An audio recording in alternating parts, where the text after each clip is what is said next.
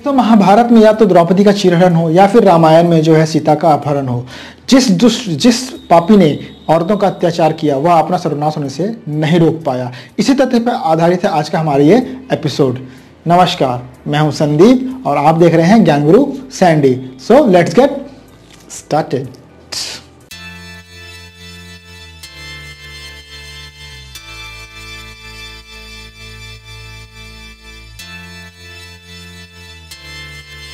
कभी भी औरत और मर्द में डिफरेंस न रखें, सबको समान अधिकार दें। मैंने कई बार देखा है कई जगहों पर जैसे ही कन्या का जन्म होता है उनकी भ्रूण हत्या कर दी जाती है। जैसे जैसे लोग बड़े होते हैं ये जेंट्स और लेडीज़ वाला कॉन्सेप्ट भी बढ़ता चला जाता है, दोनों में अंतर रखा ही जाता है। आपको याद होगा मीना और आम का बंटवारा, कई लोगों ने हम लोग देखा था कि हमेशा जो है मीना को कम आम मिलता था और उसके भाई को ज़्यादा आम मिलता था।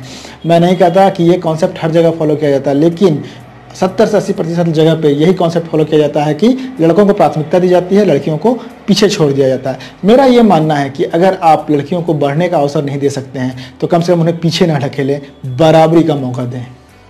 दोस्तों, मुझे अब जो है वाईटी पे 6 महीने हो चुके हैं और मैंने कई सारी चीज़ों को इसमें समझा है, मैंने एनालाइज किया। कई बार क्या होता है, जिनका चैनल हमें पसंद होता है हम वहाँ जाते हैं और वहाँ जाके क्या देखते हैं कि बंदे जो हैं वो बंदियों के चैनल पे जाके गंदी गंदी गालियाँ छोड़ के आ जाते हैं। अब एक चीज़ समझो, आप ये आपको प्लेटफॉर्म मिला है, इसको यूटिलाइज करो ना पॉजिटिवली।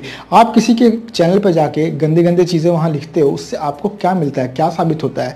एग्जाम्पल के तौर पर मैं पायल जोन को रेफर करना चाहूँगा। एक बार मैं उनके चैनल पर गया था और वहाँ जो है वो डिस्कस कर रही थी कि लोग उनके चैनल पर क्या क्या कमेंट्स छोड़ के जाते हैं और इतने गंदे गंदे कमेंट्स थे कि वो मैं यहाँ आपको बता भी नहीं सकता हूँ। एक बात ये समझ के रखिए, जब आप अपने घर में होते हैं तो क्या यही गंदी गालियाँ या यही गंदे कमेंट्स अपने आप घर परिवार वालों के लिए यूज़ करते हैं? जो आपके माँ या बहन या और भी कोई रिश्तेदार होते हैं नहीं यूज़ करते हैं ना, वहाँ हम शालीनता बरतते हैं। तो ये भी एक प्लेटफॉर्म है यूट्यूब को। जब भी आप एक फैमिली मानेंगे ना तो आप इस तरह के काम नहीं करेंगे। लेडीज़ को रिस्पेक्ट देना आपका फर्ज है। अगर आपको कोई चैनल पसंद नहीं है ना, आप उस चैनल पे मत जाएं, उसको स्किप कर दें, लेकिन ये गंदी गालियाँ वहाँ छोड़ने का कोई मतलब नहीं बनता है।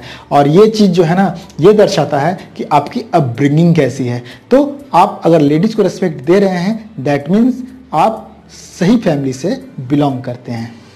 किसी भी लेडीज़ के डिसरिस्पेक्ट करने से पहले आप ये याद कर लें कि आप इस दुनिया में किसी न किसी लेडीज़ की वजह से ही हैं। आप जिस दिन इस कॉन्सेप्ट को समझ जाएंगे, खुद ब खुद दिल से आपको लेडीज़ के लिए रिस्पेक्ट निकल के बाहर आएगा। जब भी हम किसी बस में या ट्रेन में ट्रेवल करते हैं और कोई लेडीज़ खड़ी होती है, हम बैठे रहते हैं, तो हम रिस्पेक्ट से उनको सीट देते हैं। पर कई सारे ऐसे भी लोग होते हैं जो ऐसा नहीं करते हैं। तो ये दिखाता है कि आपका कितना रिस्पेक्ट है उनके प्रति। कई बार हम देखते हैं कि जब लोग लव मैरिज, अरेंज मैरिज करते हैं तो फिर वो शादी के बाद अपने वाइफ पे कई सारी बंदिशें भी लगा देते हैं। रिस्पेक्ट भाई उनको करो, क्योंकि जितना काम आप करते हो उतना ही काम वो भी करती हैं।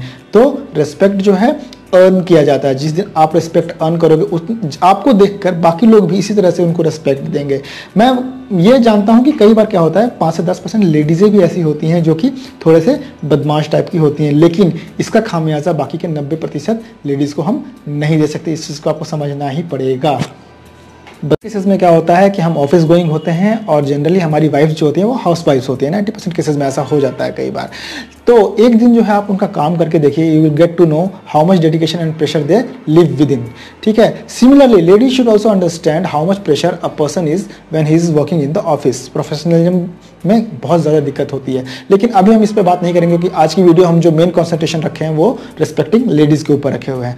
तो फिर ये रिस्पेक्ट जो है आपको उनको देना पड़ेगा, क्योंकि वो बच्चों को भी संभालती हैं, घर को भी संभालती हैं और ये आसान काम नहीं है।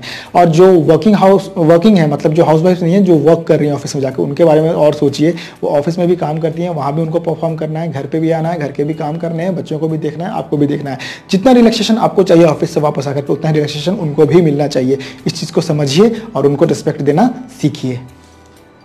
दोस्तों, डिसरिस्पेक्ट और आर्गुमेंट में काफ़ी फ़र्क होता है। मुझे पता है पब्लिक काफ़ी समझदार है, ये चीज़ भी बोल सकती है, लेकिन आर्गुमेंट मतलब होता है किसी एक टॉपिक पर डिस्कशन और डिसरिस्पेक्ट होता है यानी कि अच्छे लहजे में बात नहीं करना। तो इस चीज़ को आप समझें, ठीक है। मुझे पता है कि लेडीज़ों को समझना इतना आसान नहीं, but that is quite a different topic. अगर आप किसी को रिस्पेक्ट दे रहे हैं तो वो एक अच्छे जेस्चर में काउंट होता है, ठीक है। मर्दानगी इसमें नहीं कि आप उसे दबा कर रखें, आप उसके साथ जो है कैसा भी व्यवहार करें।